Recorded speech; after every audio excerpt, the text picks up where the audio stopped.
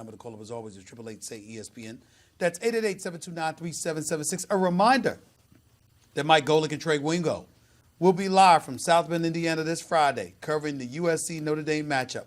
Part of ESPN Radio's Fall Football Tour, brought to you by Marathon. Get 5 cents off every gallon every day with Make It Count rewards from Marathon. To sign up, visit makeitcount.com or download the free app. By the way, after the impressive win over Auburn, I'll get into all of that in a second. But on the line with me right now, he is the great one himself with his own daily radio show coming on at 3 p.m. Eastern Standard Time. He's known as the mouth of the South to some of you. To me, is one of the great football analysts in America, the great one himself, the one and only Paul Finebaum, is live with yours truly right here on the Stephen A. Smith Show, ESPN Radio, ESPN News. What's up, Paul? Good afternoon. How you doing, buddy? How's everything? Stephen, hey, I don't understand. I'm sitting in New York and you're in my native South. How did we get this picture? I had to come down here to handle some business in the ATL, Atlanta, Georgia. I am sorry that I am not there, but the weather's kind of nice down here. It's kind of nice to be down here right now, Paul. I got to admit it. It's nice. Okay. All right. As long as you approve, I'm good with it. Let's get right into it, man. There's a lot of college stuff that we could get into, and we will, Paul. But after watching Baker Mayfield perform on Monday Night Football last night, getting shellacked 31-3 by the San Francisco 49ers, having Nick Bosa planting a flag after sacking him and what have you, San Francisco's defense dominating him having a QBR like 29.8 right now. Talk to me about the thoughts circulating through your mind about a guy that you pretty much covered extensively over the last, for at least the last 2 to 3 years. Not so much last year's rookie campaign, but certainly the 2 to 3 years before that. What's going on with your mind when it comes to Baker Mayfield? Stephen A., nothing surprises me about Baker Mayfield because he just can't seem to separate his college attitude from in reference to being a professional. Professional athletes don't act like that. They do what Richard Sherman said. They respect the game. And I've always felt that Baker Mayfield, in the back of his mind, has wanted to be Johnny Manziel. He wants to be the bad boy. And he did that at Oklahoma, and at times to his detriment. Now, once he played so well and won the Heisman and took his team to the national semifinals, we tended to forget that. And I often wondered about his ascension to the number one pick. And he did surprise a lot of us. Now, I've told you a couple of times, sitting right here in your studio, I didn't think he would play as well as he did last year. But this year, with the pressure on him, with the attention on him, with the expectations on him, I think he's failed miserably. And I wish I could tell you I was surprised. I'm surprised, but I'm not, because he just can't.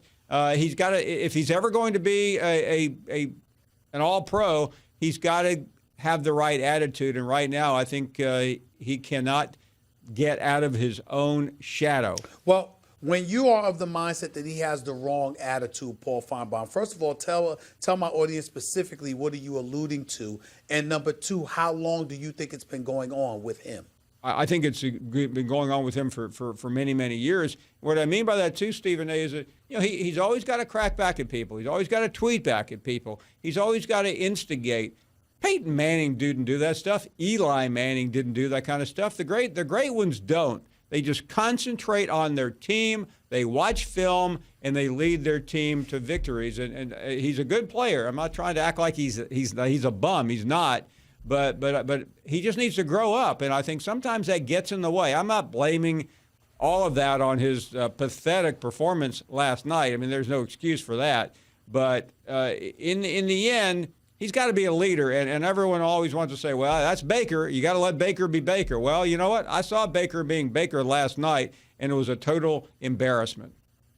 Richard Sherman said that he wouldn't shake his hand, and, Richard Sherman went into his diatribe about Baker Mayfield. And then ESPN is claiming there's some video that was obtained that brings into question whether or not Richard Sherman was telling the truth before Richard Sherman comes back out and tweets, reconfirming his statement about Baker Mayfield not wanting to shake hands. Are you saying that essentially you find Richard Sherman's take very, very believable because of what you've seen and known of Baker Mayfield? Listen, I mean, I don't have the Zapruder film for you old-time history buffs, but and it may. I don't know if I'm right or wrong. I was reacting to Richard Sherman in Right. terms of what he said, but I tend to believe the overall message that he sent, whether there was a shaking of the hands or not, whether there's video or not. To me, Stephen A. Sherman is saying what's accurate, that Baker Mayfield does not respect the game. And I am in his camp, whether we have a film that shows up tonight or not. I wasn't there. But I'm continually amazed at Baker Mayfield's long resume of just his inability to keep his eye on the prize, but he always seems to be distracted. But my question, Paul, is couldn't a legitimate argument be made that kind of attitude has worked for him? It's part of what made him great those 2 years at Oklahoma and what ultimately led to him being the number 1 overall pick in the NFL draft? Couldn't an argument be made that that's why it happened? Stephen, that's fair, and I'll give you that. But don't you think there has to be a line of demarcation? He's in the NFL now. He's not in Norman, Oklahoma, or Lubbock, Texas. There are hundreds of millions, if not billions, of dollars at stake in terms of what happens in this league, and I just don't see that many. Well, I mean, there are some, but I don't see that many quarterbacks, I should say, doing what he is doing. I mean, I thought the line about Mahomes was really interesting. Mahomes has done a great deal. What has Baker done? He played well at Oklahoma. He was a number 1 pick. But let's stop it right there. What's he done at Cleveland? Good season last year. This year, though, to me, is where you have to focus your eyes on with everyone watching. And you and I have heard, Super Bowl, MVP, all these crazy things. What's he done this year? That's where I rest my case. Paul Finebaum right here with Stephen A., ESPN Radio, ESPN News. Let's go back to college football now. Okay. One of the big games that took place this week, Auburn, Florida beat them. Impressive win over Auburn. What did we learn about the Gators? Well, we learned they have an amazing defense. And once they got healthy, and that's a cliche, but it's also a truism, they started to play really well. Stephen A., the same team, barely beat Miami, same team that needed a shanked 35-yard field goal by Kentucky to survive, but they took advantage of those things, and with one of the most ferocious home field advantages in the country, they beat a good team. Auburn, I never felt like was a national championship-like team. I'm not mitigating it. I'm just simply stating it. They were a slight favorite, and the Gators prevailed. Now, to me, the question is what will happen to the Gators next? They go to Baton Rouge this weekend, and 3 weeks they go to Jacksonville and take on Georgia. I don't think they can win either game. I just don't think they're quite built for that. Their offense is still fairly limited. Kyle Trask is banged up. I think he has a sprained knee. He took over for Felipe Franks. Their defense will take them a long way, but against a team like LSU on Saturday night, they need to score points, and I don't think they're capable of it. How good is LSU this year in your estimation? I think they're extraordinarily good. The one caveat is this is not a vintage LSU defense. Dave Aranda is one of the best D coordinators in the country, but this defense seems to be missing some elements. I mean, they have some first-round draft choices on the defense, but they're not as cohesive. I was talking to Pat Dye the other day, the legendary Auburn coach. I said, What's going on here with LSU's defense? And he said, I don't think they practice hard enough. This is an old-school football coach. I've heard him use this line over 35 years. But there is a theory, at least in college football, Stephen A., that when you're a little pass happy, when you're all over the field in practice, your defense loses some of its toughness. Now, Saturday night they could come back and they may return, but they weren't great against Texas and Erlanger in the biggest test, really only test they've had so far this season. Paul Finebaum right here with Stephen A., ESPN Radio, ESPN News. I'm almost fearful of bringing Jim Harbaugh up because he's talking about they're on the verge of being on the right track. Well, damn it, Paul, I saw that offense, and I can't see how he would make such a statement like that. I think it's damn near sacrilegious. What did you see from Michigan in their victory over Iowa? How do you feel about them at this particular juncture? Worse or better than you felt last week?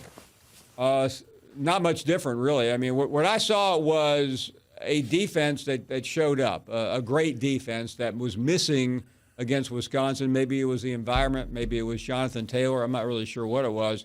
Their offense doesn't look a dime's different than the one we saw against Army and the one we saw against Wisconsin. And that offense will not carry them to a win against Penn State or Ohio State. There's no chance. So, I expected Jim Harbaugh to do something differently, and he didn't. I don't know why he says those things, but listen, Stephen A., we've gotten to know Jim Harbaugh pretty well over these last 5 years. He's a goofy guy. He says goofy things, but I bet deep down he's just glad to get out of there with a win, because had they not gotten out of there with a win, you're talking about a guy with a bullseye on his back and sitting at numero uno on the hot seat list. Let's move into a huge rivalry. Obviously brought up Florida and LSU. And then, I know that you're big on the SEC, but let me ask you this. How do you personally feel about the Red River rivalry and its significance, Oklahoma versus Texas? They go up against one another this weekend. It's a yearly, annual thing, of course. How do you feel about that rivalry overall? Stephen, I love this rivalry for a couple of reasons. Number one, it's one of the few college football rivalries that is still at a neutral site. I've been to this game the night before.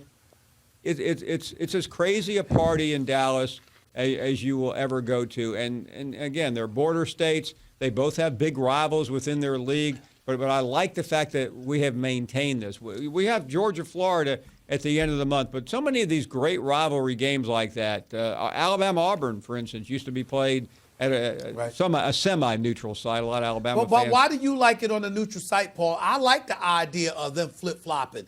Each goes to the other's home turf every year. I like that better than neutral sites. Why do you like the neutral sites? Stephen A., I'll use the Alabama-Auburn game as an example. It felt different when it was at a neutral site. Now, the reason I was laughing a minute ago is that a lot of Auburn fans didn't find Birmingham to be a neutral site. It was Alabama's home stadium as well. Right. So, but to me, it's just more of a festival. I'm not against home and home. I frankly think they ought to disallow all these kickoff classics at the beginning of the year. I think they're garbage. But I think these are special games for the fans, and sometimes we forget. If Oklahoma played at Texas, if Texas played at Oklahoma, it would still be a vintage game, but it wouldn't be as important as it is right now. Now listen, these games are a dying breed because Texas has to deal with a lot of other important teams, within the boundaries. But the fact that these two are still in the same league and play a game like this, I think is really, really cool. And maybe I'm going old school a little bit. I understand the economics of it, but I'm glad we still have this game. We're about 5-6 weeks in. How are you feeling about Jalen Hurts and the job that Lincoln Riley has been doing with him at Oklahoma?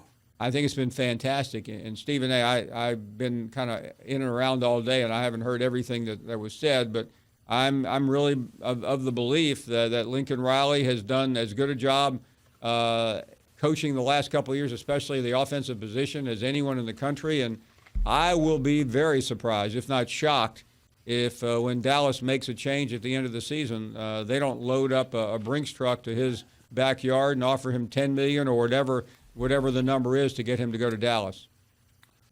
It's interesting that you bring that up because I think every day that Baker Mayfield struggles on the pro level, I think folks are thinking about Lincoln Riley and how great he must be as a coach to have back-to-back Heisman Trophy winners in both Baker Mayfield and Kyler Murray, especially if he gets a third in a row in Jalen Hurts. Wouldn't that be something? Stephen, just think about it. He had, I'll try to say this with a straight face, he had Lincoln Riley as his coach in college and Freddie Kitchen in the pros. I mean, what am I missing here? I mean, I don't even know. That's like having Stephen A. Smith as your commencement speaker, and then the next year, you go into a bar in Brooklyn and say, anybody like to stand up in front of 5,000 people and make a speech? I mean, you can't have much more of a drop off than that. Paul Finebaum right here with Stephen A. ESPN Radio, ESPN News. I'd be remiss in letting you get out of here before I ask you about Clemson. A couple more questions, actually. You got Clemson. They suffered a couple of weeks ago. Not suffered. They won the game, but it was a nail-biter against North Carolina. They escaped with their figurative lives. Was it a wake-up call for the reigning defending national champions, or do you think it's more of an indication of things to come down the pike? Well, I'm gonna measure my words very, very carefully now, knowing where you are going to be on Friday. Yes. I don't have to measure it for me. I'm going no matter what. I don't think this Clemson team is anywhere near what they were last year, and they can change. But I want you. I can't wait till next week to talk to you, because I want to know what you see when you look into the eyes of Trevor Lawrence, when you talk to Dabo Swinney, when you come back with a report. Because right now this is not a top 4 team. I have not seen very much that indicates that they are on the same level as Alabama, as Ohio State, as LSU, and even Georgia. Of the top 5 or 6 teams, I think Oklahoma's probably the only one that I think Clemson would easily beat. The rest of them, I don't think the way they are playing right now, they are capable. And I know Dabo well enough to know that he's probably going to use this as an advantage. He's probably going to get their attention. But so what? I mean, if you get their attention against Florida State or against all these other schools on the schedule, it's not going to really matter. And if you look at what they've done so far, I mean, A&M was an interesting test, but A&M has not lived up to expectations. Some of these other games they're playing, I just don't think have adequately prepared them. And I'm concerned by the time they get through the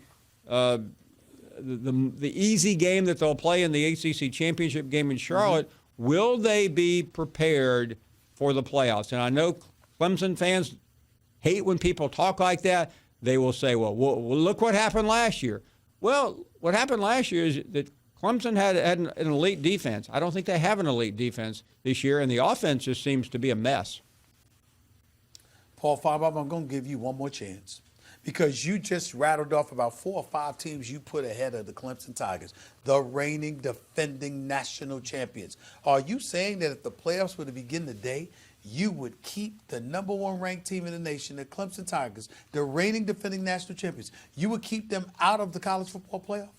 Well, Stephen A., if it ended today, I would keep them out. Now, that's somewhat unfair, considering that the SEC will start to cannibalize itself. Right.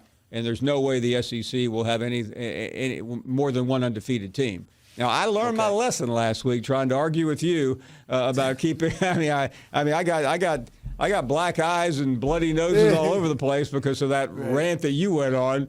So I'm going to be a little bit more careful, even given the distance. But I will watch this very carefully. All I'm saying right now is, as of this date, they're not one of the top 4 teams in the country. Now, it would be difficult to leave them out if they are undefeated. And I listen to your argument. One thing about me, I listen when smart people talk, and I get where you're coming from, Stephen A. But the one thing that I don't like is anything that has happened prior to late August, why that should matter. I don't think it should. Will it? Perhaps it will. And I give Clemson all the credit in the world. I know what they've done. I mean, when Clemson fans hit me up on Twitter, they act like I haven't been to all these games. They act like I haven't been paying attention. I'm extremely impressed with the job that Dabo Swinney has done. I just don't think they're nearly as good this year. That is my point. Who's the bigger threat to knocking off Ohio State in the Big Ten? Is it Penn State or Wisconsin? I'm trying to remember where the Penn State game is. That game will be in Columbus. The Wisconsin game will be in Columbus. So. I think of those 2 teams, I would probably go Penn State. They're a bit of a mystery to me. We all know what Wisconsin is. Penn State, to me, is sneakily dangerous. So, and we also remember what happened last year. No. Before I let you get on out of here, I'd be remiss and neglected to ask about the 2 LA teams. I mean, your thoughts about USC real quick. Talk to me about that, because I'm wondering about them right now. Just seeing how they operate, right? Win Saturday over Notre Dame may help Clay Helton keep his job at USC. I would like to think, right? Stephen A., when a conversation continues about a coach's future, I think it means that it's inevitable that he is going to be gone. And by the way, he's going to lose this weekend. But what's the point of continuing and lengthening this conversation? He is not an elite coach. He's a good coach, not great, good, but SC needs great. So I think he'll be gone to the end of the season, and then we can begin to speculate whether it's Urban Meyer or whether it's someone else. Chip Kelly is an enigma to me. He has just been a disaster at UCLA, and I think at some point the powers that be, and there's a transition going on there at the AD's position. Is it worth continuing this agony? Is there a reason to believe in him? I haven't seen one. Doesn't it have to be money? It's UCLA. You got to think about this here, okay? I mean, Jim Mora didn't do a bad job. I'm just looking at his record right now. He did a pretty good job. Season, 8-5 season. His last year there, he was 4-5, and then he went 5-6. I'm sorry, his last year there. But you got Chip Kelly. Chip Kelly is 4-14 as the head coach of the UCLA Bruins. 1-5 this season. As far as I'm concerned, if you're UCLA and you have any kind of self-respect, he should have been gone. Yeah, impossible to argue. And everybody who's worked with Chip Kelly, including myself, wants to talk about what a great guy is. I don't care what kind of guy he is. He has failed now. And listen, he got fired from the Eagles after he had a good year there, and then he fell apart. I mean, what he did at the 49ers was an abject disaster, as you know. Yep. And I mean, the guy's on a losing streak. I thought he would be good. You know what's interesting, Stephen A? The University of Florida went after Chip Kelly. Then they went after Scott Frost, and they settled for Dan Mullen. I mean, it would really be interesting to see if Chip Kelly had gone there. I just think he is personality-wise, a very strange fit. It worked at Oregon, where they have a lot of support coming from Nike and other places in terms of the brand. It's not working at UCLA, and I was naive to think early on when he lost a couple of games that he might turn it around. I mean, I see no reason to believe he is going to turn this around. I never believed in him when he got there. I told you that when the day he was hired. Remember, I told you that. I said I didn't believe in him. I said he's going to be a disaster at UCLA, but sure enough, it happened. Paul Finebaum, always appreciate you, buddy. I'll talk to you next week, my man. You take care. Have fun in Clemson. Thank you, Stephen A. All right. The one and only Paul Finebaum. Check out his radio show coming up at the top of the hour. Don't miss it. The Mouth of the South is ready to roar, as always. 888-SAY-ESPN. It's 888-729-3776. Back to your calls and more on so many different issues. Baker Mayfield, the NFL, this whole Daryl Morey situation. The list goes on and on. Don't touch that dial. This is the Stephen A. Smith Show, ESPN Radio, ESPN News.